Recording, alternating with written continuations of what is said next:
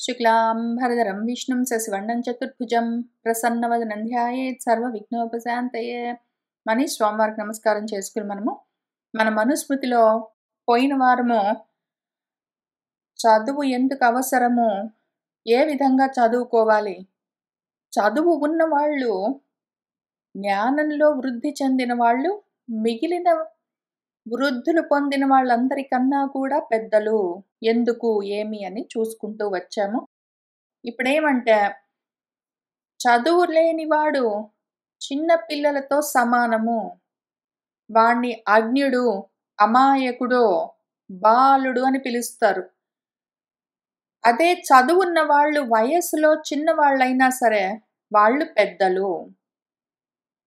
ఏదో తల నెరిసింది కాబట్టో, వయస్సు పైబడ్డది కాబట్టో, బాగా డబ్బులు ఎక్కువ ఉన్నాయి కాబట్టో, బంధువర్గం బాగా ఉన్నది కాబట్టో పెద్దలు కాదు.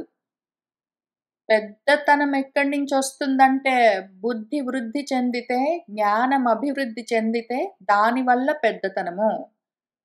అందుకని ఆ విధంగా ఉండవలసి వస్తుంది. ఇదే విషయాన్ని ఋషులు చెప్తారు, దేవతలు చెప్తారు అంటూ మన 90-91 పద్యాల్లో చూసుకున్నాము. ఇంకా తర్వాత 92వ శ్లోకం చూద్దాము. యథా కాష్టమయః హస్తి యథా చర్మమయః మృగః యః చ విప్రః అనధీయానః త్రయః తే నామ బిభ్రతి. మూడుంటాయి పనికి మాలిన విషయాలు.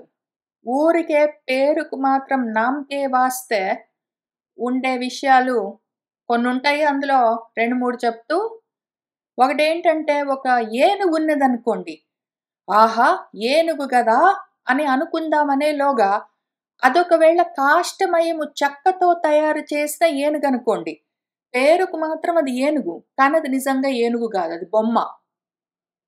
అట్లానే ఒక మృగం ఉన్నదనుకోండి, ఒక సింహమో లేకపోతే జింకో ఉన్నదనుకోండి, అది ఏదో చర్మమయము వస్త్రాలతో తయారు చేసి అందులో గడ్డి నింపి బొమ్మలాగా ఒకటి జంతువుని తయారు చేస్తే అది నిజంగా జంతువు కాదు, పేరుకు మాత్రం జంతువు కానీ అది బొమ్మ. అది ఊరికే గడ్డితోటి పైన వస్త్రాన్ని కప్పి చర్మాన్ని కుట్టి ఆ రకంగా తయారు చేసింది. వాటి వల్ల ఎంత ఉపయోగమో ఊరికే చూడ్డానికి చూపాకారానికి మాత్రం ఉంటాయి, పేరుకు మాత్రం ఉంటాయి. కానీ యాక్చువల్గా ఇది మృగము కాదు, అది హస్తి కాదు, ఇది జింక కాదు, అది ఏనుగు కాదు, అట్లా ఉంటాయి అవి. అట్లనే ఉంటుంది పరిస్థితి. విప్రుడన్నవాడు నేను విప్రుణ్ణి, నేను ద్విజాతీయుణ్ణి, నేను చదువుకున్నవాణ్ణి అని పేరు మాత్రం చెప్పుకుంటూ తిరుగుతాడు వాడు. కానీ మాత్రం అనధీయానః, వాడు యాక్చువల్గా చదువుకోలేదు. వేదాన్ని యాక్చువల్గా చదువుకోవడం అంటే ఏంటి, మనం ఇంత చెప్పుకుంటూ వస్తున్నాము. వేదాన్ని, వేదోపనిషత్తుల్లో ఉన్న విషయాలని తీసుకుని మనకు రాసిచ్చిన పురాణ ఇతిహాసాలని శ్రద్ధగా చదివి కూలంకషంగా అర్థం చేసుకుని వాటిని ఆచరిస్తూ ఉండడము అధ్యయనం చేయడము. ఊరికే చదవడం కాదు. చదువుకున్నవాడు అంటే వాడేదో ఇంజనీరింగ్ చేశాడు, డాక్టర్గా మెడిసిన్ చదువుకున్నాడు, వాడేదో కంప్యూటర్ సైన్స్ చదువుకున్నాడు, లేకపోతే న్యూస్ పేపర్ చదివాడు, వాడు నవల చదివాడు కాదు. చదువుకోవడం అంటే బ్రతుకు బాగుపడడానికి పనికొచ్చే ధర్మశాస్త్రాలు ఏమున్నాయో వాటిని చదువుకోవాలి. అది కూడా చదువుకోవడం అంటే మళ్ళీ పైగా ఊరికినే గుడ్డెద్దు చేలోబడ్డి మేసినట్టు కాకుండా చదవాలి, అర్థం చేసుకోవాలి, ఆలోచించుకోవాలి, వాటిని ఆచరణలో పెట్టుకోవాలి. ఇవన్నీ చేసిన వాడు విప్రుడు. ఇవన్నీ చెయ్యడు వాడు. ఒకటి అయితే ప్రాపంచికమైన చదువులేవో చదువుతాడు, లేకపోతే అవి కూడా చదువుకోడు. లేదా వాడు ఒకవేళ వేదం చదివితే కూడా అందులో ఏముందో వాడికి అర్థం కాదు, ఎందుకో తెలియదు, దాన్ని ఆచరించేది లేదు. ఆ రకంగా ఊరికే నామకార్థానికి మాత్రం వాడు ఏదో చదివానని చదువుకున్నాడంటే మాత్రము వాడు ఈ బొమ్మ ఏనుగు, బొమ్మ జింక ఎట్లా ఉంటుందో వీడు కూడా ఒక బొమ్మ. ఆ పేరు పెట్టుకొని ఆ రూపంతో తిరుగుతాడు కానీ లోపల ఏమీ లేదు, ఖాళీ అని అర్థం. త్రయః తే, ఈ 3 రకాలు నామ బిభ్రతి ఊరికి పేరుని మాత్రం ధరించి ఉంటాయి. చదువెందుకురా అంటే కనీసం చదువన్నా చదువుకోకపోతే ఏదో ఒక చదువుకోతే పెళ్లి కూడా కాదనుకొని చదువుకోవడం. లేదా చదువెందుకురా చదువుకోవడం అంటే ఉద్యోగం కోసం. 2 కారణాలకి చదువుకోవడం. ఒకటి ఉద్యోగం కోసం చదువుకోవడం, లేతే చదువు కూడా లేతే పెళ్లి కాదు మరి. చదువు లేని వాడిని పెళ్లి చేసుకోవడానికి ఇంట్రెస్ట్ చూపించరు కాబట్టి ఎంతో కొంత అయినా చదువుంటే పెళ్లికైనా పనికొస్తుందని చదువుకోవడం. ఆ రకంగా చదివేవి బొమ్మల్లాంటి మనుషుల్లాంటి రూపాల్లో కనిపిస్తారు. విప్రులమని చెప్పుకుంటారు. చదువుకున్నామని చెప్తారు. ఇంజినీరింగ్ చదువుతారు. ఫర్ ఎగ్జాంపుల్ ఇంజినీరింగ్ చదువుతారు. లేతే మెడిసిన్ చదువుతారు. ఉద్యోగాలు చెయ్యరు. నాకు తెలుసు అట్లాంటి వాళ్ళు. ఎందుకు ఊరికే నామకే వాస్తే చదువుకోవడము. బొమ్మల్లాంటి వాళ్ళు. ఆ రకంగా ఉండరాదు. చదువుకోవడం అంటే ప్రపంచంలో కావలసిన విధంగా చదువుకోవాల్సిందే మరి. ప్రపంచంలో ఉద్యోగం చేయడానికి ఎటువంటి చదువులు కావాలో ఆ చదువులు చదివి తీరవలసిందే. ఉద్యోగాలు తెచ్చుకోవాల్సిందే. చదువెందుకురా అంటే పెళ్లి కోసం కాదు. పోనీ ఉద్యోగం అనుకోండి. చదువెందుకురా అంటే ప్రపంచంలో ఉద్యోగం చేయడం కోసం చదువుకోవాలి. కానీ అక్కడికి ఆగరాదు. బ్రతుకును బాగా చేసుకోవడం కోసము వేదోపనిషత్తులు, పురాణ ఇతిహాసాలు ఎందుకున్నాయి అంటే ఆ ధర్మశాస్త్రాలన్నీ మన కోసమే ఉన్నాయి. అవి చదివి తీరాలి, అర్థం చేసుకోవాలి, ఆచరించాలి. ఇంకసలు దానికి ఎక్సెప్షన్ లేదు. లేకపోతే నేను చదువుకున్న వాడిని అని చెప్పడానికి వీల్లేదు. అది విషయము అని చెప్పారు. చెప్పి ఆ తర్వాత అధ్యయనము ఎట్లా చేయాలి ఏమి అని చూపిస్తున్నారు. చదువు ఎట్లా చెప్పాలి, చదువు ఎట్లా నేర్చుకోవాలి. ఇద్దరికి, గురువుకు శిష్యుడికి ఇద్దరికి చెప్తున్నారు. అహింసయా ఏవ భూతానాం కార్యం శ్రేయః అనుశాసనం వాక్ చ ఏవ మధురా శ్లక్ష్ణా ప్రయోజ్య ధర్మమిచ్చత. గురువు గారు ధర్మాన్ని సాధించాలి అంటే చతుర్విధ పురుషార్థాల్లో ఉన్న ధర్మాన్ని ఆయన సాధించాలి అంటే మోక్ష ధర్మం దాకా ఆయన సాధించుకోవాలి అని ఇచ్చ ఆయనకుంటే, ధార్మికమైన ఇచ్చ ఉంటే అప్పుడు ఆయన ఏ విధంగా అనుశాసనం చేయాలి అంటే 2 ముఖ్యమైన విషయాలు జ్ఞాపకం పెట్టుకోవాలి. ఒకటి అహింసయా భూతానాం అహింసయా శ్రేయః అనుశాసనం కార్యం.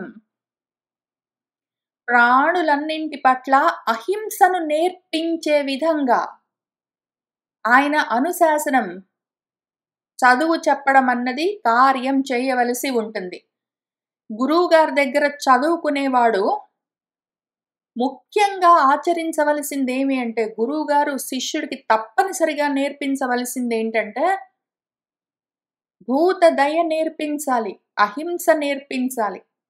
ఒకవేళ గురువుగారి దగ్గర చదువుకుంటున్న శిష్యుడు హింసాపరుడై ఉంటే అప్పుడు గురువుగారు మళ్ళీ ఆలోచించుకోవాలి, మళ్ళీ ప్రయత్నం చేయాలి, ఇంకా ప్రయత్నం చేస్తూనే ఉండాలి. వాడికి అహింస, ప్రాణుల పట్ల దయ కలిగి ఉండడం ఎందుకు అవసరము అన్నది అర్థమయ్యిందాకా చెప్పాలి. ఇది మళ్ళీ గురువుగారు కూడా పాటిస్తూ ఉండాలి. ఈయన కూడా భూతదయ కలిగి ఉండి ప్రాణుల పట్ల అహింసను పాటిస్తూ దాన్నే ముందు నేర్పించాలి. అది ఫస్ట్ రిక్వైర్మెంట్. గురువుగారు చదువు చెప్పడం ఆయన ఏదైనా చెప్పొచ్చు. ఆయన చదువు ఏదైనా చెప్పొచ్చు. వేదంలో ఉన్న విషయాలన్నీ చెప్పొచ్చు. ఆయన ఆత్మ విద్యల దగ్గర నుంచి ఆత్మానుభవం వరకు అన్నీ చెప్పొచ్చు. కానీ అసలు ఫస్ట్ మొదలుపెట్టి చివరి దాకా తప్పనిసరిగా నేర్పించవలసింది భూత దయ నేర్పించాలి, ప్రాణుల పట్ల అహింస నేర్పించాలి, అది కూడా దయతో నేర్పించాలి. ఇక్కడ ఒక్క దగ్గర దెబ్బతిన్నారంటే వాళ్ళు ఇంక ఏమీ జ్ఞానాన్ని సాధించలేరు. భూతదయ దగ్గర వాళ్ళు చెడిపోయారంటే భూతదయ ఏంటి మళ్ళీ జ్ఞాపకం చేసుకోవాలి. పక్కన వాళ్ళని హింసించడం అట్లాంటివి ఎట్లా ఉంటాయి? అనవసరంగా వాడి మీద జోకులు వేయడము, వాడు బాధపడుతుంటే హిహి అని నవ్వడము, ఐఎమ్ జస్ట్ కిడింగ్, ఊరికినే అన్నాలే, సరదాకన్నాలే అనడము, పరాచకాలకి ఏవో చిన్న చిన్న అబద్ధాలు చెప్తూ అది కామెడీ లాగా ఉంది, బాగుందనుకోవడము, ఇట్లాంటివి కూడా చెయ్యరాదు. అటువంటివన్నీ పక్కన పెట్టి అసలు ఆత్మహింస కూడా చేసుకోరాదు. వాడి శరీరాన్ని కూడా వాడు హింసించరాదు. భూతానాం అహింస అంటే వాడి సొంత శరీరాన్ని, వాడి సొంత మనసుని కూడా హింసించుకోరాదు. పక్కన వాళ్ళ శరీరాలని, మనసులను కూడా హింసించరాదు. ఆ రకంగానే వాడు ఉండాలి. వాడు వాడి శిష్యులకి నేర్పిస్తూ ఉండాలి. అది కూడా వాక్కు ఎట్లా ఉండాలి చెప్తూ ఉన్న సమయంలో మధురంగా ఉండాలి. శ్లక్షణంగా, మృదువుగా ఉండాలి. ఆ రకమైన వాక్కునే ప్రయోగించవలసి ఉంటుంది. మధురంగా, మృదువుగా మాట్లాడుతూనే చదువు చెప్పవలసి ఉంటుంది. ఇది తప్పనిసరి. అయితే కొన్ని పరిస్థితుల్లో కొంచెం కఠినంగా మాట్లాడవలసి వస్తే, ఇనీషియల్‌గా వాళ్ళు మాట వినట్లేదు, తమో గుణంలో ఉన్నారు, రజోగుణంలో ఉన్నారు, కర్మలు చేస్తూ ఉంటారు, లేదా చదువుకోవడానికి రానే రారు, చదివింది పట్టుకోరన్నప్పుడు, ఒక్కొక్కసారి చెప్పవలసి వచ్చినప్పుడు చెప్పినా గూడా వెంటనే మళ్ళీ మృదువుగా, మధురంగా, మంచి మాటలతో నచ్చజెప్పాలి. నేను ఈ విధంగా చెప్పడానికి కారణం ఇది అని చెప్పవలసి ఉంటుంది. ఎప్పుడు కఠినంగా, పరుషంగా మాట్లాడుతూ అనుశాసనం చెయ్యరాదు, చదువు చెప్పరాదు. ఎప్పుడు చూసినా తీవ్రంగా, కఠినంగా, పరుషంగా మాట్లాడుతూ, సీరియస్‌గా ఉంటూ, బెదిరిస్తూ, యాక్చువల్‌గా ఇండియాలో కార్పల్ పనిష్మెంట్స్ కూడా ఉంటాయి. కర్రలు బెట్టి, బెత్తాలు బెట్టి కొడుతూ చెప్పడం. అవన్నీ చెయ్యరాదు. అవసరమైనంత వరకు, అవకాశం ఉన్నంత వరకు, చెప్పగలిగినంత వరకు మధురంగా, మృదువుగానే చెప్తూ ఉండాలి. అటువంటి మాటలనే ప్రయోగిస్తూ ఉండాలి. యస్య వాక్ మనసి శుద్ధే సమ్యక్ గుప్తే చ సర్వదా సహ వై సర్వమవాప్నోతి వేదాంతోపగతం ఫలం. ఎవరి యొక్క వాక్, మనసు రెండు శుద్ధమై ఉంటాయో, గురువు మాట, గురువు మనసు రెండు శుద్ధమై ఉండాలి. మాట, మనసు శుద్ధమై ఉంటే వాళ్ళ చేతలు కూడా శుద్ధమై ఉంటాయి. సర్వభూతాల పట్ల అహింస, దయ కలిగి ఉండడం అన్నది మానసికమైన శుద్ధత్వం. వాక్కులు మధురంగా, మృదువుగా ఉండడం అన్నది వాచికమైన శుద్ధత్వం. ఇది వాచిక శౌచం, ఇది మానసిక శౌచం. మానసిక శౌచాన్ని పాటించడం అంటే అందరి పట్ల దయ కలిగి ఉండాలి, వాడి సొంత శరీరంతో సహా. వాచిక శౌచం పాటించడం అంటే మృదువుగా, మధురంగా మాట్లాడడం. ఈ రెండూ ఉండాలి. ధర్మం కావాలని కోరుకున్నాడంటే వాడు ఇవి పాటించాలి. ఆ రకంగా వాడు వాక్శుద్ధిని, మానసిక శుద్ధిని సాధించాడంటే వాడి చేతలు కూడా శుద్ధంగానే, స్వచ్ఛంగానే ఉంటాయి. అప్పుడు వాడి వాక్కు, మనసు, చేతలు 3 శుద్ధంగా ఉన్నాయంటే త్రికరణ శుద్ధి కలుగుతుంది. కాబట్టి ముఖ్యంగా మనస్సులో దయ కలిగి ఉంటే మాట మధురంగా వస్తుంది ఆటోమేటిక్. మనసులో దయ ఉన్నది అంటే మాట మధురంగా ఉంటుంది. మాట, మనసు ఆ విధంగా దయతో మధురంగా, మృదువుగా ఉన్నాయంటే అవి శుద్ధమై ఉన్నట్టు లెక్క. ఇంతే కాకుండా సర్వదా, సర్వకాలాల్లో, సర్వ ప్రదేశాల్లో, సర్వావస్థల్లో, దేశకాల అవస్థలన్నింట్లో వాడి మాటను, వాడి మనసును వాడు సమ్యక్, సమగ్రంగా గోపనం చేసుకుంటూ ఉండాలి, కాపాడుకుంటూ ఉండాలి. వాక్ మాట జారరాదు, మనసు జారిపోరాదు. కోపాలతో, కోరికలతో ఉన్నది అంటే మనసు జారిపోతుంది. లోభితనంతో ఉన్నది అంటే వాడి మనసు జారిపోతుంది. భయాలతో ఉన్నది అంటే మనసు జారిపోతుంది. మనసు జారిపోయిందంటే మాట తూలుతుంది. వాడు ఎంత మాటైనా అంటాడు ఎవరినైనా సరే. కాబట్టి మాటను, మనసును జాగ్రత్తగా కాపాడుకోవలసి ఉంటుంది ఎప్పుడూ. మనసుని కాపాడుకున్నామంటే మాట, చేత రెండూ కాపాడబడతాయి. ఈ రకంగా కాపాడుకోవలసి ఉంటుంది ప్రయత్నం మీద. నేను అందుకే అంత జాగ్రత్తగా ఇక్కడ ఒక్కొక్కసారి గురువుగారు కొంచెం కఠినంగా చెప్పవలసి వస్తుంది. అటువంటప్పుడు గూడా మనసులో దయ ఉన్నది అంటే, తర్వాతైనా మళ్ళీ నెమ్మదిగా వెంటనే ఈ కారణానికి కొంచెం కఠినంగా మాట్లాడాను అని చెప్పుకోవలసి ఉంటుంది. ఎందుకు అంటే ఒక్కొక్కసారి శిష్యులు మాట వినకుండా ఉన్నప్పుడు వాళ్ళెంతసేపు వాళ్ళకున్న కష్టాలనే చూసుకుంటూ చదువుకోబుద్ధిగాక, మనసు నిలబడక, బోర్ గొట్టి, విసుగు పుట్టి, ఆ రకంగా ఉన్నప్పుడు ఒక్కొక్కసారి కొంచెం తీవ్రంగా చెప్పి మనసిటు తిప్పవలసి వస్తుంది. ఆ రకంగా ఉన్నప్పుడు గూడా వెంటనే గురువు వాళ్ళ మనసుని వాళ్ళు కాపాడుకోవాల్సొస్తుంది. అది జారిపోతే వెంటనే పట్టుకోవాలి.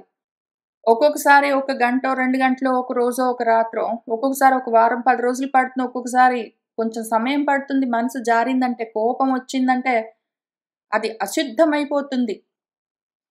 దాన్ని మళ్ళీ జాగ్రత్త చేసుకోవాల్సి ఉంటుంది. ఈ సమ్యక్ గుప్తము మనసును, మాటను జాగ్రత్తగా కాపాడుకోవడం ఎప్పుడూ చేస్తూనే ఉండాలి. ఇది నిరంతరం చేసే ఎక్సర్‌సైజు. ఎంత జాగ్రత్త పడుతున్నా గూడా జారిపోయేందుకు అవకాశాలు ఎక్కువుంటాయి. మనసంతా ఎదురు చిల్లులా పళ్ళెమున్నట్టుంటుంది. జారిపోతుంటుందసలు. దాన్ని నిలబెట్టడం చాలా కష్టం. దాని నిండా చిల్లులే ఉంటాయి. మనసు నిండా చిల్లులే ఉంటాయి. కోపాలు, తాపాలు, మోహాలు, లోభితనాలు, కోరికలు ఏవేవో ఉంటాయి. వాటితో జారిపోతున్న మనసుని ఎల్లప్పుడూ సర్వదా దాన్ని జాగ్రత్త చేసుకుంటూనే ఉండాలి. అట్లా చేస్తేనే అది శుద్ధంగా ఉంటుంది. ఆ రకంగా ఎవడైతే ప్రయత్నం చేస్తాడో పొద్దస్తమానము విసుగు లేకుండా, విరామం లేకుండా వాడి మాటను, వాడి మనసును వాడు నిలబెట్టుకుంటాడో, వాడు సహా వేదాంతోపగతం ఫలం సర్వం. వేదాంతాల్లో చెప్పబడ్డ ఫలమేదున్నదో బ్రహ్మప్రాప్తి, దాన్ని పూర్తిగా వాడు అవాప్నోతి పొందుతాడు. వేదాలు చదువుకున్నంత మాత్రాన సరిపోదు. వేదాంతాలని అర్థం చేసుకోవాలి. వేదాంతాలు చదువుకుని వాటి గురించి ఎక్స్‌ప్లనేషన్ లాగా ఉండే పురాణ ఇతిహాసాలన్నీ చదువుకుని, అర్థం చేసుకుని, ఆలోచించుకుని, ఆచరించి చివరికి వాడు ఆ ఫలాన్ని, బ్రహ్మ ఫలాన్ని వాడు పూర్తిగా పొందుతాడు. ఎంత మాత్రం చేస్తే పొందుతాడు? ఇంత మాత్రం. వాడి మనసుని నిలబెట్టుకున్నాడంటే వాడి మాట నిలబడుతుంది. ఆ మౌనంలో వాడికి బ్రహ్మం తెలుస్తుంది. ఇది తప్పనిసరిగా చెయ్యాలి. ఇంతవరకు చెయ్యాలి. ఇదసలు ఆగడానికి వీల్లేదు. నా అరుంతుదః స్యాత్ ఆర్తః అపి న పరద్రోహ కర్మధీః యయా అస్య ఉద్విజతే వాచా న ఆలోక్యాం తాం ఉదీరయేత్.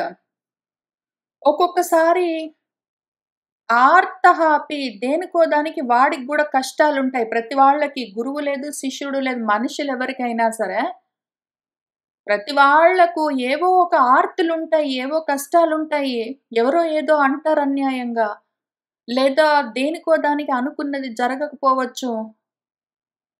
ఇటువంటి సమయాల్లో మనసు ఆర్తి చెంది ఉంటుంది. అందుకే దాన్ని సమ్యక్ గోపనం చేసుకోవాలి సర్వదా అని ముందే చెప్పింది. మనసు జారిపోవడానికి ఎన్నో మన ఇంట్లో మనం కూర్చొని, మన చదువు మనం చదువుకుంటాం. మన ఉద్యోగం మనం చేస్తాము. మన డబ్బులు మనం సంపాదించుకొని, మన అన్నం మనం తిని, మన ఇంట్లో మనం కూర్చుంటే కూడా అనవసరంగా ఏదో ఒకటని, ఏదో ఒకటి చేసి మనల్ని బాధ పెట్టేవాళ్ళుంటారు.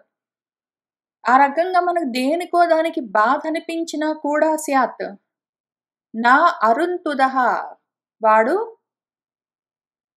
తిరిగి బాధ పెట్టరాదు. వాడికి ఏదో ఒక ప్రాబ్లమ్‌లో ఉన్నాడు. ఆ సమయంలో ఏదో కష్టమొచ్చింది సడెన్‌గా. ఉద్యోగం పోయింది. రేపటికి ఎట్లా అని తెలియదు. వెంటనే అంటే ఇదంతా ప్రారబ్ధం వల్ల జరుగుతుంది. ఏమీ పర్వాలేదు. నేను బ్రతికున్నంత వరకు నాకు అన్నం ఎక్కడి నుంచో వస్తుంది. ఏమీ కష్టం లేదు. అసలు దేని గురించి బాధపడవలసిన అవసరం లేదని ఇవన్నీ బానే ఉంటాయి. కడుపు చల్లగున్నప్పుడు చెప్పుకునే మాటలు ఇవన్నీ. ఒక్కొక్కసారి కడుపులో ఆర్తి ఉంటుంది మరి. ఒక్కొక్కసారి అజ్ఞానాంధకారము, అవిద్యాపూర్వకమైన ఈ మోహము కమ్ముకుంటూనే ఉంటుంది మనసుకు. మనసు లక్షణం అది. వాడికి ఏదో ఒక కష్టం ఉన్నది. ఏదో ఆరోగ్యం బాగలేదు, లేతే వాడికి ఉద్యోగం ఉన్నదో, పోయిందో, డబ్బులకి ఇబ్బందవుతున్నదో, ఎవరో ఏమైనా అన్నారో, ఏదో జరిగింది ఆ సమయంలో. వాడినెవరో ఒకళ్ళు ఏమో అన్నారు. అనవసరంగా వాడు ఇంట్లో కూర్చొని ఇదే మనుస్మృతులను చదువుకుంటున్నాడు. లేదా ఇదే మనుస్మృతిని నేనే చదివి చెప్పి దాన్ని యూట్యూబ్‌లో అప్‌లోడ్ చేస్తే ఏవేవో కామెంట్స్ అన్నీ రాస్తారు. ఆ సమయంలో నా మనసు కదలట్లేదు, అది వేరే విషయం. దాని గురించి ఇంకొక సమయంలో చెప్తాను. కానీ అట్లా మన ఇంట్లో మనం కూర్చొని మన పుస్తకాలు మనం చదువుకుంటుంటే అక్కర్లేకుండా ఎవరైనా ఫోను చేస్తారు. చేసి ఏదో ఒకటి అంటారు. మన వాళ్ళే అంటారు. మనల్ని ఎవరంటారు? మనల్ని బాధ పెట్టేవాళ్ళు మనకు తెలిసిన వాళ్ళే ఉంటారు. మనకు తెలియని వాళ్ళు మనల్ని ఏమి చేయలేరు. మనల్ని ఎవరైనా బాధ పెట్టాలన్నా, మనల్ని ఎవరైనా మోసం చేయాలన్నా తెలిసిన వాళ్ళే చేయగలరు. మనకు తెలియని వాళ్ళు మనల్ని మోసం చేయలేరు. మనకు తెలియని వాళ్ళు మనల్ని బాధ పెట్టలేరు. అయితే ఇప్పుడు ఎవరో ఒకళ్ళు ఫోను చేసి ఏదో ఒకటి మాట్లాడారు. లేకపోతే ఇంటికొచ్చి ఏదైనా అన్నారు. లేకపోతే అక్కడ లేకుండా ఏదోటి చేశారు. ఆర్తితో ఉన్నా కూడా అరుంతుదహ న స్యాత్. వాడు మళ్ళీ తిరిగి వాళ్ళని బాధ పెట్టకుండా ఉండాలి. అందుకోసము ఎంతైనా ప్రయత్నం చేయాలి. వీడికి కష్టం వచ్చింది కదా అంటే మనసు జారింది ఆల్రెడీ. ఆల్రెడీ రెండిట్లో వాక్, మనసుల్లో ఒకటి ఆర్తి కలిగిందంటే ఏంటి? జారిందని అర్థం.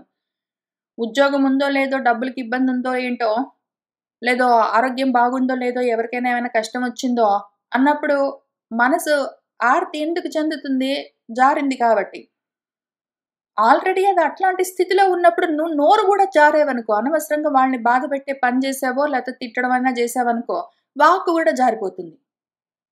ఒకటి జరిగిందంటే ఇంకోటి జరుగుతుంది. కాబట్టి జాగ్రత్త చేసుకో, నువ్వు ఆలోచించుకో. ఒక్కొక్కసారి అప్పటికప్పుడు మనసో, మాటో జారిందంటే వెంటనే తక్కువ డ్యామేజ్ తోటి దాన్ని రిపేర్ ఎట్లా చేసుకోవాలి? ఎంత తొందరగా వెనక్కి రావాలి అటువంటి పరిస్థితిలో నుంచి అని చూసుకోవాలి. ఆలోచించుకోవాలి. ఎవరికి వాళ్ళు ప్రయత్నం చేసుకోవాలి. ఎక్స్‌పెరిమెంట్స్ చేసుకోవాలి. ఎక్సర్‌సైజెస్ చేయాలి. దానికోసం ఎంతో తాపత్రయపడాలి. పోతే పోయిందిలే అనుకోవడానికి వీల్లేదు. ఎట్లోకట్లా బ్రతకడానికి ఎట్లోకట్లా బ్రతికితే వాడు పుడుతూ ఉంటాడు, చస్తూ ఉంటాడు, పుడుతూ ఉంటాడు, చస్తూ ఉంటాడు, అట్లా ఉంటాడు. మనకు కావాల్సిందేంటి? వేదాంతోపగతమైన ఫలం గావాలి, సర్వం మొత్తం. అది కావాలి అంటే తప్పనిసరిగా వాక్, మనస్సులను శుద్ధంగా ఉంచుకోవాలి. సమ్యక్‌గా జాగ్రత్త జేసుకోవాలి. మనకు ఆర్తి కలుగుతుంటుంది. ప్రతిరోజు ఏదో ఒకటుంటుంది. ఒక్కోసారి నాలాంటి వాళ్ళకు, నాకు ఒక్కొక్కసారి నాకు ప్రతిరోజు ఆర్తి ఏముండదు. కానీ ఎప్పుడైనా ఒకటి జరుగుతుంది. మనసు జారుతుంది. అయినా గూడా ఇతరులను ఆ ఆర్తి ఎవరు కలిగించారో వాళ్ళని గాని, లేదా చుట్టుపక్కల ఉన్న మిగిలిన వాళ్ళని గాని ఎవరినో ఒకళ్ళని ఏది చెయ్యరాదు. జాగ్రత్తగా ఉంచుకోవాలి. మనసు జారితే దాన్ని వెనక్కి తెచ్చుకోవాలి. మాట జారకుండా జాగ్రత్త పడాలి. వాడు ఎటువంటి పరిస్థితిలో అయినా సరే, ఏమైనా గాని, వాడికి ఎవరి వల్లైనా కష్టం కలిగితే, లేతే వాడికి ఆరోగ్యం బాలేదో, ఉద్యోగం ఉందో, పోయిందో, డబ్బులకి ఇబ్బందవుతుందో, ఏదో జరిగినప్పుడు ప్రాబబ్లీ వాడికి ఆర్తి ఉంటే ఉన్నది. వాడు ఆ సమయంలో వేరే వాళ్ళని ఏమి అనరాదు, అది వేరే విషయం. పరద్రోహము వాడు ఎటువంటి పరిస్థితిలో కూడా ఆలోచించరాదు. పరులకు ద్రోహం చెయ్యాలన్న బుద్ధి వాడికి ఎప్పుడూ కలగరాదు. ఇది ఏదో ఆర్తి సమయంలో వాడు ఎవరినో ఏదో అనడమో, ఏంటో చేయడమే గాదు. ఆర్తితో సంబంధం లేదు. వాడికి మనసుకి కష్టం వచ్చిందా, రాలేదా అని గాదు. వాడు ఎటువంటి పరిస్థితుల్లో అయినా సరే పరులకు ద్రోహం చేయాలన్న బుద్ధితో ఉండడానికి వీల్లేదు. యయా అస్య ఉద్విజతే వాచా, యయా వాచా, ఏ వాక్కుతోటైతే వాడి యొక్క వాక్కు వాడేదైనా అన్నాడంటే అది ఇతరులను ఉద్వేగానికి లోను చేసిందంటే, ఇతరులు బాధపడేటట్టున్నదంటే ఇంకా అటువంటి దాన్ని నా ఉదీరయత్ చెప్పరాదు. వాడు ఆలోక్యం. వాడు ఆలోచించుకుని మాట్లాడాలి. వాడు అలోక్యము. ఆలోచించుకోకుండా అనాలోచితంగా ఏదైనా ఒక మాట అంటే పక్కన వాళ్లకు కష్టం కలుగుతుంది అనుకున్నప్పుడు అటువంటి మాటను వాడు నా ఉదీరయత్ అనకుండా ఉండాలి. కాబట్టి వాడికి ఆర్తి కలిగితే వాచా కర్మణ ఇతరులను బాధ పెట్టరాదు. మనస్సులో కూడా ఇతరులకు ద్రోహాన్ని తలపెట్టరాదు. వాడు అనాలోచితంగా ఏ మాట అనరాదు. మనస్సులో పరులకు ద్రోహం చేయాలన్న ఆలోచన కలగరాదు. అనాలోచితంగానైనా సరే ఇతరులను బాధ పెట్టే మాట అనరాదు. ఇవి చాలా చాలా చాలా కష్టమైన విషయాలు. చెప్పుకోవడానికి బానే ఉంటుంది కానీ, ఆచరించేప్పుడు ఎందుకు అంటే మనము స్టాటిక్‌గా బబుల్‌లో బ్రతకట్లేదు. ప్రపంచంలో ఓపెన్‌గా డైనామిక్ వరల్డ్‌లో జీవిస్తున్నాము. ఎప్పుడు ఎవరితోనో ఒకళ్ళతోటి మనకు ఏదో ఒక వ్యవహారం ఉంటుంది. మాటతోటో, చేతతోటో, మనసుతోటో, పరులతో మనకు వ్యవహారాలుంటాయి. ఉన్నప్పుడు ఏదో ఒకటి జరుగుతూనే ఉంటుంది. వాళ్ళేదైనా అనడమో, చెప్పడమో, అనకుండా ఉండడమో, రకరకాలుగా జరుగుతూ ఉంటాయి. అప్పుడు మనసు జారుతూనే ఉంటుంది. వెంటనే మాట జారే ప్రమాదం ఉంటుంది. చేతలు గూడా అట్లానే ఉంటాయి. ఈ రకంగా ఉంటే త్రికరణాలు అశుద్ధిగా ఉన్నాయంటే మనకు వేదాంతోపగతం ఫలం సర్వం పక్కన పెట్టండి. అసలు ఏమీ దక్కదు. అన్నీ పోగొట్టుకుంటాము. చాలా కష్టమైన విషయము. బికాస్ మనం అట్లాంటి ప్రపంచంలో బ్రతుకుతూ ఉన్నాము. మనకు చాలా ఉంటాయి. ఏవో ఒకటి మనల్ని బాధ పెట్టేవి. కానీ మాత్రం మనసు జారకుండా, మాట జారకుండా ఎట్లా నిలబెట్టి ఉంచాలి అని మాత్రం చూసుకుంటూనే ఉండాలి. జాగ్రత్తగా కాపాడుకుంటూనే ఉండాలి. తప్పనిసరి. ఆ తర్వాత సమ్మానాత్ బ్రాహ్మణః నిత్యం ఉద్విజేత విషాత్ ఇవ అమృతస్య ఇవ చ ఆకాంక్షేత్ అవమానస్య సర్వదా. బ్రాహ్మడు బ్రహ్మ మార్గంలో ఉన్నవాడు అని అర్థము. ఎవరైతే వేదాన్ని చదువుకుని అర్థం చేసుకుని, బ్రహ్మం అంటే వేదం, దాన్ని చదువుకుని అర్థం చేసుకుని అందులో చెప్పిన విషయాల్ని ఆచరిస్తూ ఉండడం. అందులో చెప్పిన విషయాలు ఏంటి? అహింస, భూతదయ కలిగి ఉండు, అట్లాంటివని చెప్తారు. అవి ఆచరిస్తూ ఉన్నవాడు నిత్యము ఎట్లా ఉండాలి అంటే, సమ్మానాత్, ఎవరైనా గౌరవించారంటే ఆహా అనుకొని అమృతంలాగా ఇంక వాడు మురిసిపోవడము చెయ్యరాదు. నా ఉద్విజేత. వాడు ఒకవేళ అవమానింపబడ్డాడంటే ఇంకా దాన్ని విషంలాగా అయ్యయ్యో నాకింత కష్టం వచ్చిందే అని అనుకోరాదు. ఇంతవరకు మనకు తెలుసు. ఇక్కడ ఈ శ్లోకంలో ఇంకా కొంచెం ముందుకు వెళ్ళి ఏం చెప్తున్నారంటే, ఇంకొక రకంగా చూద్దాం పట్టు అని ఎక్స్పెరిమెంటల్‌గా చెప్తున్నారు. అసలు బ్రాహ్మడు బ్రహ్మ మార్గంలో ఉన్నవాడు. వేదం చెప్తున్న దాన్ని చదువుకుని అర్థం చేసుకుని దాన్ని ఆచరిస్తూ ఉన్నవాడు. ఇది బ్రాహ్మడు అంటే ఫలానా ఇంట్లో పుట్టాడు కాబట్టి వాడు బ్రాహ్మడు, బ్రాహ్మిన్ అని చెప్పుకోవడానికి గాదు. వాడి బుద్ధి ఒకవేళ చదువుకోవడం, చదువు చెప్పడము, లేదా వాడి బుద్ధి వేదాన్ని చదువుకునే మార్గంలో ఉన్నది, ఆచరించే మార్గంలో ఉన్నది అంటే వాడు బ్రాహ్మడు. జన్మ వల్ల బ్రాహ్మణత్వం కాదో, కర్మ వల్ల మాత్రమే, వాడి గుణం వల్ల మాత్రమే వాడు బ్రాహ్మడు. ఈ విషయం మాత్రం మర్చిపోరాదు ఒక క్షణకాలం గూడా. కాబట్టి ఇప్పుడు బ్రహ్మ మార్గంలో ఉన్నవాడు ఎవరున్నాడో వాడు నిత్యం ఏం చేయొచ్చంటే, ఎక్స్పెరిమెంట్ లాగా వాడికి వాడే సమ్మానాన్ని చూసి విషంలాగా భయపడాలి.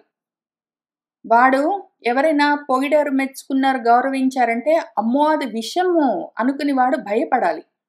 చాలా ఉద్వేగం పొందాలి. ఎవరైనా మెచ్చుకున్నారు అనగానే ఇంక ఏదో విషాన్ని తాగించినట్టే విలవిల్లాడాలి. ఒకవేళ అవమానిస్తున్నారు ఎవరైనా అంటే, ఆహా నాకెంత అదృష్టం గదా, ఇది అమృతం గదా అన్నట్టు దాన్ని సర్వదా ఆకాంక్షించాలి, కోరుకోవాలి. ఎవరైనా అవమానిస్తున్నారంటే ఇది నాకు చాలా మంచి అనుకోవాలి. ఎవరైనా గౌరవిస్తున్నారంటే అమ్మో ఇది నాకు విషము అనుకొని చాలా భయపడాలి అని చెప్తున్నారు. ఎందుకు అంటే, అవమానిస్తున్నారంటే మంచే అనుకున్నామనుకోండి, అప్పుడు ఎవరైనా అవమానిస్తున్నారని ఆర్తి చెంది వాణ్ణి తిట్టడం అన్నవి అట్లాంటివన్నీ చెయ్యం మనము. అప్పుడు ఈ రకంగా దీన్ని మెయింటైన్ చేయొచ్చు. ఎవరైనా మనల్ని తిట్టారంటే మనకు ఆర్తి కలిగిందంటే వాళ్ళని ఇంకొకటి 2 అందాం, 4 అందాం అన్న ఆలోచన ఇంక రాదు. మనల్ని ఎవరైనా తిట్టారు, అవమానించారంటే, ఆహా! వాడు అమృతోపమమైన అమృతం లాంటి మాటలన్నాడే అనుకుని చాలా సంతోషించి ఇంకా అవే కావాలని అనుకున్నాడనుకోండి, ఇంక వాడికి ఆర్తి లేదు. వాడు ఆ అన్న వాళ్ళని ఎదురు తిరిగి ఇంక 4 అనడం అన్నది లేదా వాడిని కొట్టడం అన్నది ఉండదు. కాబట్టి ఇది ఈజీగా సాధించొచ్చు. ఎవరైనా అవమానించారో, మనల్ని బాధ పెట్టారో అంటే అది నాకు మంచికే జరిగిందనుకుంటే, ఇంక వాళ్ళ మీద మనకి కోపం రాదు. అప్పుడు ఇది అమృతంలాగా ఉన్నది అని మనం అనుకున్నామంటే కోపం ఎందుకొస్తుంది? దక్షుడు అవమానించాను అని అనుకుంటూ శివుడిని ఏంటేంటో చెప్తూ ఉంటే, శివుడు ఆహా! అమృతంలాగా వీడు నన్ను స్తుతి చేస్తున్నాడే అనుకున్నాడు. కాబట్టి ఏమైంది? శివుడు శివంగా, మంగళంగా నిలబడిపోయాడాయన. సుఖంగా ఉన్నాడు. దక్షుడే పాపము అనవసరంగా జారిపోయాడు. అట్లానే దక్షుడిని ఎవరైనా పొగిడితే, ఆహా! నన్ను పొగిడారు అనుకోగానే జారిపోతారు. దక్షుడు లాంటి వాళ్ళు ఎన్నో ఎగ్జాంపుల్స్ ఉంటాయి మనకి. దానిదేముంది, మొత్తం భారతం నిండా ఉంటాయి. పొగడగానే జారిపోయే వాళ్ళుంటారు. అయితే తిడితే, ఆహా! ఎంత బాగుంది అనుకుంటే వీడు జారడింకా. పొగిడితే పట్టించుకోకుండా, తిడితే పట్టించుకోకుండా ఉంటే ఇంకా చాలా బాగుంటుంది. పొగిడితే భయపడ్డం, తిడితే ఆహా! చాలా బాగుందనుకోవడం చేశామంటే, ఆర్తుడైనా కూడా అరుంతుదహన అన్న దగ్గర ఈ విషయాన్ని సాధించేయొచ్చు ఈజీగా. ఆ తర్వాత సుఖం హి అవమతః సేతే సుఖం చ ప్రతిబుధ్యతే సుఖం చరతి లోకే అస్మిన్ అవమంతా వినశ్యతి. ఎందుకు ఈ మాట చెప్తున్నాము? 96లో ఇట్లాంటి విచిత్రమైన ఎక్సర్సైజ్ చేయమని ఎందుకు చెప్తున్నామంటే, ఎవరైనా అవమానించబడ్డాడు అనుకోండి. వాడు ఇదా నాకు అమృతం అనుకున్నాడు అనుకోండి. అవమానించబడ్డవాడు ఇది నాకు అమృత తుల్యం అనుకున్నాడు అనుకోండి. వాడింక సుఖంగా రాత్రిపై సేటే పడుకొని నిద్రపోతాడు. వాడిని తిట్టిన వాడు ఇంకా ఆ కోపంలో నుంచి బయటికి రాక అందులోనే ఉండి వాడు బాధపడొచ్చు కావాలంటే గాని, ఈ తిట్లు తిన్నవాడు ఆహా! ఇది అమృతం గదా నాకు అనుకుని వాడు సంతోషించి ఊరుకున్నాడనుకోండి. వాడు సుఖంగా పోయి రాత్రి నిద్రపోతాడు. మళ్ళీ సుఖంగా పొద్దున్న లేస్తాడు. వాడి పనులు వాడు చూసుకుంటాడు. వాడికసలు ఇంకేమీ తాకవవి. ఆ కష్టం అనిపించదింక వాడికి. ఆ విధంగా వాడి మనసుని ప్లస్ వాడి మాటని రెండింటిని వాడు జాగ్రత్త చేసుకోవచ్చు. సమ్యక్‌గా, సమగ్రంగా దాన్ని కాపాడుకోవచ్చు. అంత మంచి అవకాశం ఇది. చాలా బాగుంటుంది ఇట్లా ఎక్స్‌పెరిమెంట్ చేస్తే. ఇట్లా చేసి చూసామంటే. తిట్టాడంటే ఆటోమేటిక్‌గా వీడు నన్ను పొగిడాడు అని అనుకున్నారనుకోండి. నేను మనుస్మృతిలో నాకు కామెంట్స్ పెడితే చూసి పొగుడుతున్నారని అనుకోను. నేనేమనుకుంటాను, మళ్ళీ దాని గురించి తప్పకుండా ఎప్పుడైనా మాట్లాడతాను. కానీ మనుస్మృతిలో నాకు కామెంట్స్ పెట్టగానే నాకేమీ ఆర్తి కలగదు. నాకేమీ అమృతంలాగా అనిపించదు. నాకేమి తెలుస్తున్నది అంటే వాళ్ళు ఏమి బాధపడి ఉంటారు. ఎవరిని ఏమి అనలేక సిస్టమిక్‌గా ఉన్న ఈ దుర్మార్గానికి విక్టిమ్స్ వాళ్ళందరూ. ఎవరితో చెప్పుకోవాలో వాళ్ళ బాధ అర్థం గాక, మనుస్మృతి అని పేరు పెట్టి నేను అప్‌లోడ్ చేయగానే ఏవో కామెంట్స్ పెట్టుకుంటారు. వాళ్ళు ఏవో వాళ్ళ ఆర్తి చూపించుకుంటున్నారు. ఆ రకంగా నాకు తెలుస్తున్నది వాళ్ళు పడ్డ కష్టము ఎన్నాళ్లుగానో, ఎన్నేళ్లుగానో, ఎన్ని తరాలుగానో వాళ్ళు పడుతున్న కష్టాలు, అవమానాలు తెలుస్తున్నది నాకు అనుకుంటూ వెళ్ళి పడుకుంటాను. మళ్ళీ లేస్తాను. మళ్ళీ చెప్పడానికి ప్రయత్నం చేస్తాను. తెలుసుకుంటారు ఎప్పటికో ఒకప్పుడు. ఆ రకంగా పక్కన వాళ్ళని హింసిస్తున్న వాళ్ళు, నువ్వది తాకొద్దు, నువ్విది ముట్టుకోవద్దు, నువ్వది చదవద్దు, నువ్విది వినొద్దు అనుకుంటూ దూరం చేస్తూ ఆడవాళ్ళని, శూద్రులని, వాళ్ళని, వీళ్ళని అనుకుంటూ ఈ దేశమని, ఆ దేశమని అందరిని వేరు చేసుకుంటూ వేదాలకు, చదువులకు, కావలసిన ఆత్మజ్ఞానాలకు దూరం చేస్తూ బాధ పెడుతున్న వాళ్ళు, ఆ బాధలు పడుతూ హింసలకు లోనవుతున్న వాళ్ళు నా కళ్ళకు కనిపిస్తూ ఉన్నారు. పోయి పడుకుంటాను. మళ్ళీ లేచొచ్చి కూర్చొని చెప్తాను. మళ్ళీ చెప్తాను. ఈ మనుస్మృతి ప్రాబ్లమ్ పక్కన పెడితే, నన్నెవరైనా నిజంగా గూడా దేనికో దానికి ఏదో ఒకటి అనవసరంగా, అన్యాయంగా అంటే గూడా మంచిదే శుభం అనుకుంటాను. సుఖంగా పోయి పడుకుంటాను. పొద్దున్న లేచొచ్చి కూర్చుంటాను. మళ్ళీ చదువుకుంటాను. మళ్ళీ చేయవలసిన పనులు చేసుకుంటూ పోతాను. ఆ రకంగా ఉన్నవాడెవడైతే ఉన్నాడో వాడు ఈ అస్మిన్ లోకే ఈ లోకంలో అటువంటి అవమానం పొందినవాడు కూడా ప్రశాంతంగా, సుఖంగా చరతి సంతోషంగా చరిస్తాడు. అవమానాలు పొందినవాడు అది అవమానం గాదు, అమృతం అనుకున్నాడంటే వాడు సుఖంగా పోయి పడుకుంటాడు. పొద్దున్న లేచి వాడు పనులు చేసుకుంటాడు. ప్రపంచంలో సుఖంగా తిరుగుతుంటాడు. కానీ ఎవడైతే అవమానించాడు నన్ను, పక్కన వాడు అనవసరంగా నన్ను తిట్టాడనే అవమానాన్ని ఫీల్ అయ్యాడంటే, వాడు వినశ్యతి నశించిపోతాడు. వాడు అనవసరంగా జారిపోతాడు. వాడి మనసు జారుతుంది, మాట జారుతుంది, చేత జారుతుంది. వాడు జారిపోతాడు వాడు. కాబట్టి ఇది చాలా ముఖ్యమైన ఎక్సర్సైజ్. చేయగలిగితే చాలా బాగుంటుంది. చెయ్యండి అని చెప్తున్నారు. ఇవాల్టికి ఇక్కడికి ఆపుదాము. మనం మళ్ళీ వచ్చే వారం కలిసి కూర్చుని 98వ శ్లోకం నుంచి చదువుకుంటూ ముందుకు వెళ్దాము. సర్వం శ్రీకృష్ణ పరబ్రహ్మ పాదారవిందార్పణమస్తు.